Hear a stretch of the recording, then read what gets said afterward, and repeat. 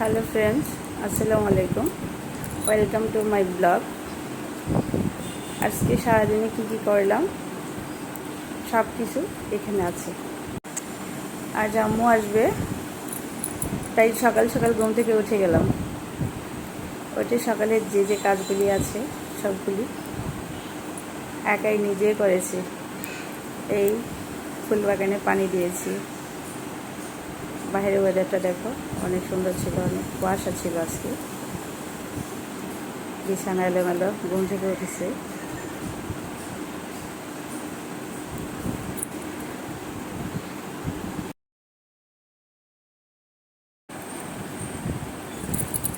বিছানা গোছালাম।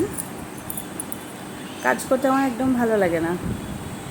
কার কেমন লাগে জানি না, বাট আমার কাজ করতে একদম ভালো লাগে না। আমার এত অলসতা, সারাদিন ঘুমাতে খাইতে ভালো লাগে।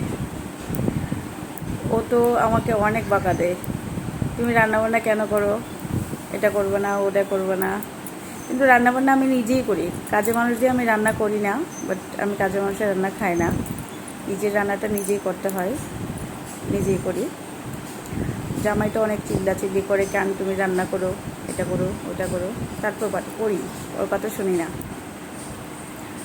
আম্মু আসবে তো আজকে, যার ধরুন আজকে অনেক হ্যাপি। বাট ছোটো বোন আসবে। পুরা রুম একদম গোছালাম নিজে একাই। আজ আম্মু আসলো আমাকে নিতে, বাবার বাড়িতে বেড়াতে যাব। বাবার বাড়ি বেড়ানোটা অনেক আনন্দের, সেটা তোমরা সবাই জানো। আম্মুর বাসা থেকে বোনের বাসায় বেড়াতে যাব, খুব মজা করব।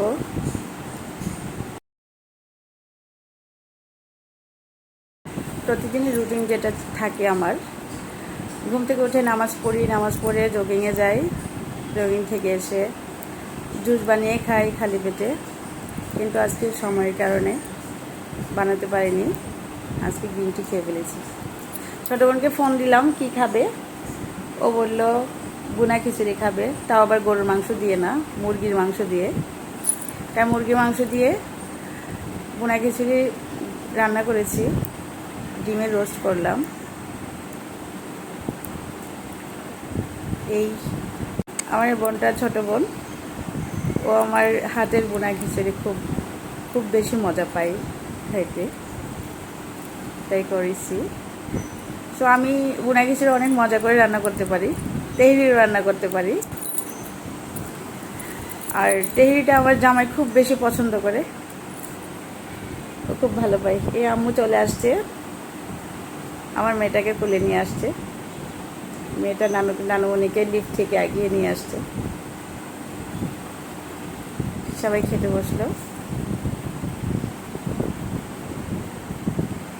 এই কাল চলে যাব মার সাথে। তোমরা সবাই আমার জন্য দোয়া করবা যেন ভালোভাবে পৌঁছাতে পারি। গাড়ি নিয়ে যাব না, ট্রেনে যাব। কালকে ব্লগ তোমরা দেখতে পাবা। Bye, tata.